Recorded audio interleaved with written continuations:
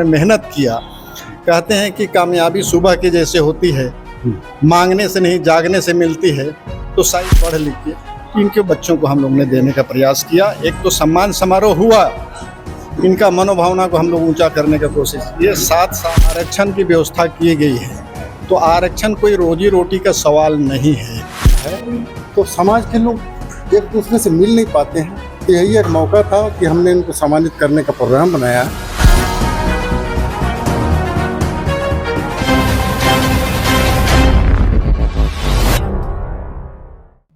11वीं और 13वीं जेपीएससी में जो छात्र उत्तीर्ण हुए हैं, आदिवासी छात्र, उन्हें आज जो है सम्मानित भी करने का काम किया जा रहा है। आपको बता दें कि पहाड़ा समन्वय परिषद के द्वारा जो है तमाम जितने भी जेपीएससी के जो छात्र हैं जिन्होंने उत्तीर्ण किया है, उन्हें आज एक ही मंच पर सम्मानित करने का काम किया जा रहा है। हमारे साथ इस बार अधिकारी जुड़े हुए हैं जो इस समन्वय समिति के संगठन सचिव पे हैं। इनसे भी जुड़ेंगे हम। क्या कहेंगे, आज तमाम लोगों को आप सम्मानित कर रहे हैं? आपके दर्शकों को बहुत बहुत जोहार, नमस्कार। ये हम लोगों ने देखा कि यहाँ जब से झारखंड बनी है 1 से 6 और 7 से 10 एक किसी न किसी तरह से कंट्रोवर्सी रहा। पहली बार झारखंड राज्य बनने के 25 साल में 11वीं से 13वीं बैच जो अभी जेपीएससी की आई, ये रिजल्ट लगा कि पारदर्शी है। और इसमें बहुत सारे बच्चे जो मुश्किलात की जगह में पहाड़ जंगलों से आए हैं, जिनके पास ब्रिलियंट थी, जिन्होंने मेहनत किया। कहते हैं कि कामयाबी सुबह के जैसे होती है, मांगने से नहीं जागने से मिलती है। तो शायद इन्होंने इतना मेहनत किया, जो अच्छे बच्चे लोग आए हैं। लेकिन अभी राज्य या देश की परिस्थिति ऐसी है कि इनको काम करने में कठिनाइयों का सामना करना पड़ सकता है।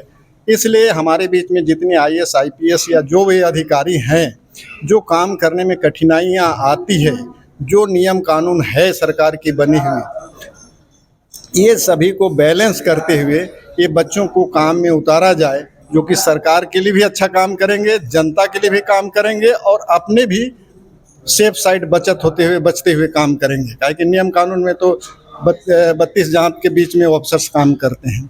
तो जितनी हम लोगों को शिक्षा मिली है जीवन में एक्सपीरियंस से पढ़ लिख के, इनके बच्चों को हम लोग ने देने का प्रयास किया। एक तो सम्मान समारोह हुआ, इनका मनोभावना को हम लोग ऊंचा करने का कोशिश किए। साथ साथ में कि आपकी कार्य में किस किस तरह से कठिनाइयाँ आ सकती है, किस तरह सॉर्ट आउट करें, किस तरह बेटर काम कर सकते हैं, यही सब का हम लोगों ने टिप्स दिया। जी, पहाड़ा समन्वय समिति क्या कुछ करती है आदिवासी हित के लिए, और जिस तरह से इसमें तमाम जो हैं बड़े अधिकारी जुड़े हुए हैं, तो ऐसे में कैसे कार्य करती है? ये पढ़ा समन्वय समिति, भारतीय संविधान बना तो आरक्षण की व्यवस्था की गई है। तो आरक्षण कोई रोजी रोटी का सवाल नहीं है। ये लंबे समय से जो ऐतिहासिक क्षति थी उसको पूर्ति करने के लिए, उस समुदाय के लोगों को मेन स्ट्रीम में लाने के लिए आरक्षण बनी हुई है। और यहाँ जो भी आरक्षित वर्ग से आए, जो अनारक्षित वर्ग में भी हमारे चले गए हैं बहुत सारे बच्चे, खुशी की बात है। तो नौकरी में तो आते हैं, स्वयं तो सामर्थ्य हो जाते हैं आर्थिक रूप से, शैक्षणिक रूप से उनके बाल बच्चे, लेकिन गांव कस्बा की हालात आज तक नहीं बदल रही है। तो ये पढ़ा समन्वय परिषद का है कि गांव में क्या स्थिति है। स्वशासन व्यवस्था, आज़ाद भारत के बाद पंचायती राज व्यवस्था आई तो वो करीब करीब लड़खड़ा गया है। तो उनको भी हमने एजुकेट कर रहे हैं, और यहाँ जो बच्चे तैयारी कर रहे हैं उनको भी गाइड कर रहे हैं, जो नौकरी में जा रहे हैं उनको भी गाइड कर रहे हैं कि किसी भी तरह का कोई खामियां ना हो। जो सर्विस में है उनको भी आगाह कर रहे हैं, नौकरी करने के पहले आंख कान खोल लो, नियम कानून जान के काम करो। क्योंकि हमारे पास कोई साधन, कोई सामर्थ्य इस तरह नहीं है कि कहीं पेपर में हम फंस जाते हैं तो सस्पेंशन डिसमिसल मेरी हो जाती है, कोर्ट में भी न्याय नहीं मिल पाता है कि सर्टेन हमारा रिप्रेजेंटेशन नहीं कर पाते हैं। तो इसी कारण से पढ़ा समन्वय परिषद का एक रोल है कि जिस तरह संविधान में आरक्षण दिया गया है तो उसका अक्षरशः पालन हो कि मैं नौकरी किया तो मेरे गांव कस्बा के जो भी आदमी है, कोई भी कास्ट ग्रेड के मानव हैं, तो उनको हमको उचित रास्ता दिखलाना है, उचित मदद करना है। ये विचारधारा हम लोग उनको डेवलप करना चाह रहे हैं इसके मार्फत से। कितना उत्साह होता है जिस तरह से यहाँ पर तमाम जेपीएससी के आदिवासी छात्रों को सम्मानित किया जाता है। ऐसे में जो अभी पढ़ाई कर रहे हैं जेपीएससी का, कितना उत्साह बढ़ेगा और लोग कितना इससे जो प्रेरणा लेने का काम करेंगे। हम लोगों ने जस्ट ये संस्था बनाया हुआ अभी 1.5 साल हो रहा है। इसमें स्कूल में जो अच्छे रिजल्ट किए उनको, खेल में जो अच्छा रिजल्ट कर रहे हैं उनको, ये ऑफिसर्स जो बन रहे हैं या बनने के लिए है या जो अभी तैयारी कर रहे हैं, सभी को उत्साहित करने के लिए हम लोग काम कर रहे हैं कि कोई चीज़ कठिन नहीं है दुनिया में। आप समय बना लीजिए, समय से मेहनत करिए तो टारगेट तक आप पहुंचेंगे ही। कोई ज़रूरी नहीं कि नौकरी में ही जाएं, आप व्यवसाय भी अच्छा कर सकते हैं और भी कोई काम कर सकते हैं। शिक्षा आपको मिलनी चाहिए, अगर शिक्षा बढ़िया लिए है तो ज़िंदगी में आप कहीं भी तरक्की कर सकते हैं। यही सब हम लोग बीट्स दे रहे हैं समाज में लोगों को कि जो भी आदमी रहे, शिक्षा ही सबसे बड़ा धन है जिसको लोग छीन नहीं सकते हैं। और कोई भी कास्ट, क्रीड, जाति, समुदाय, किसी भी तरह का लड़ाई झगड़ा की बात, अगर जो पढ़ा लिखे आदमी है तो पहला करेगा कि लड़ाई झगड़े के पहले बात कर ले, सॉर्ट आउट कर ले। तो यही सब चीज़ को हम लोग डेवलप कर रहे हैं मानवता के हिसाब से। क्या परिचय दे दिए? मेरा नाम हुआ LM ओरांव, पढ़ा समन्वय परिषद का organizing secretary cum spokesperson और all India confederation of SC/ST organization, national level organization है, उसका स्टेट प्रेसिडेंट। जी बिल्कुल, इस वक्त हमारे साथ LM ओरांव जी थे। और जिस तरह से पढ़ा समन्वय समिति लगातार जो है जेपीएससी के आदिवासी छात्रों को जो है सम्मान करने का काम करती है, ऐसे में उनका जो उत्साह है काफ़ी बढ़ जाता है।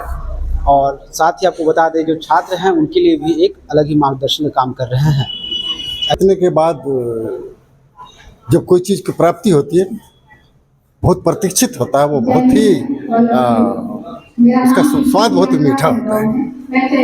जो 11वीं से 13वीं जो बैच के लिए बहुत प्रतीक्षा करना पड़ा, तो यहाँ के युवा वर्ग को जो हमारे समाज में बिल्कुल अनजान से कोई रिकॉग्नाइज ही नहीं करता है इनको, तो हम लोगों ने प्लान बनाया कि ऐसा कुछ किया जाए कि इनको पहचान मिले। इन्होंने जेपीएससी क्वालिफाई किया है तो समाज के लोग एक दूसरे से मिल नहीं पाते हैं, तो यही एक मौका था कि हमने इनको सम्मानित करने का प्रोग्राम बनाया।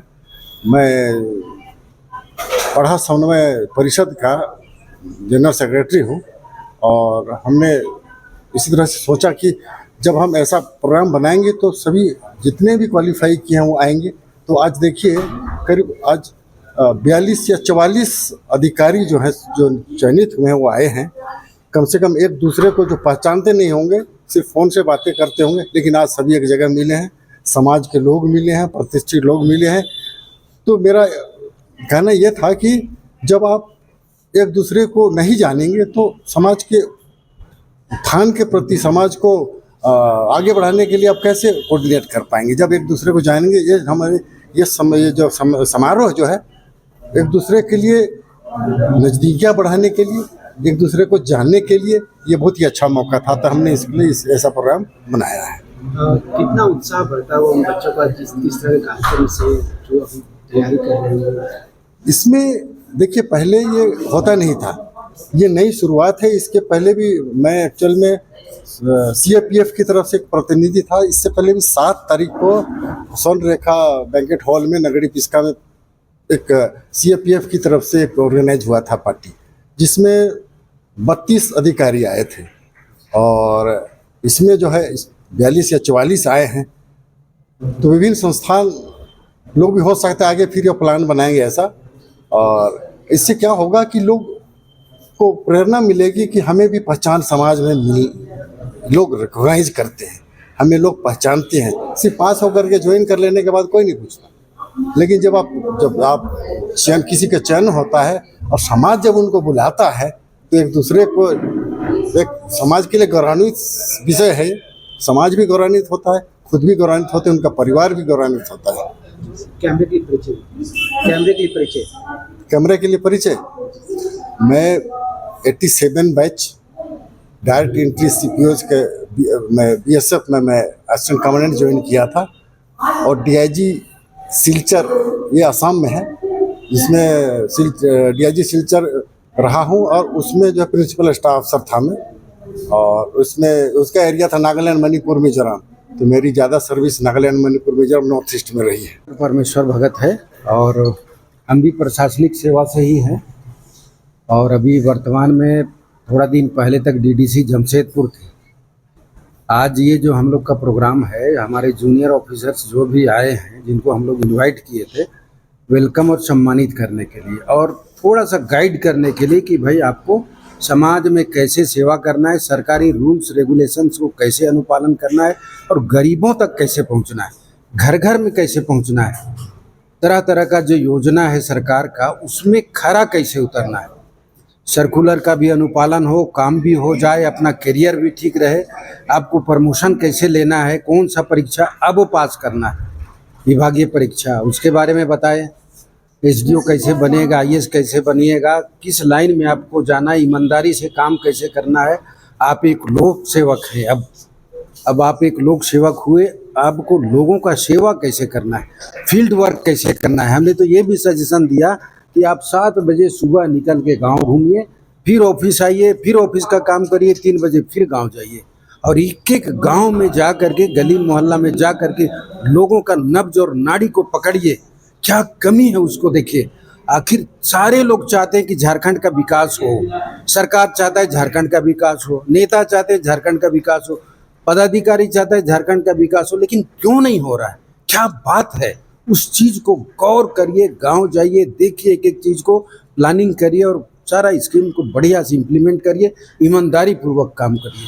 ये सजेशन किया है और लोगों को वेलकम भी किया और सम्मानित भी किया। मेरा नाम डॉक्टर परमेश्वर भगत है। हम बिहार प्रशासनिक सेवा के समय से हैं और वर्तमान में डीडी। पहले ये चीज़ नहीं होता था, लेकिन इस बार हुआ है पढ़ा समन्वय परिषद की तरफ से।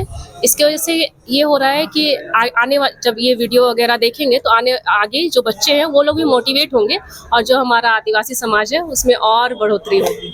पढ़ा समाज या फिर उससे अगर पढ़ा समाज भी गए, उसी से निकला पढ़ा पंचायत जो होता था ना, तो आपको शुरू से सामाजिक अनुशासन न्याय वगैरह में शुरू से ही आप लोग ही रहे और अब एक व्यवस्था ले करके पद पर आकर के इस काम को हैंडल करेंगे, तो लगता है कि हमारी परंपरा का भी निर्वहन हो रहा है। जी बिल्कुल, अब पढ़ा वालों ने ये किया है तो कहीं ना कहीं अब इनसे जुड़ेंगे। जैसे पढ़ा के बारे में यहाँ पे बताया गया, तो हमने तो ये चीज़ पढ़ा है, लेकिन फिर से अब ये चीज़ को बताया गया है तो अच्छा लग रहा है, ये अच्छा प्रयास है।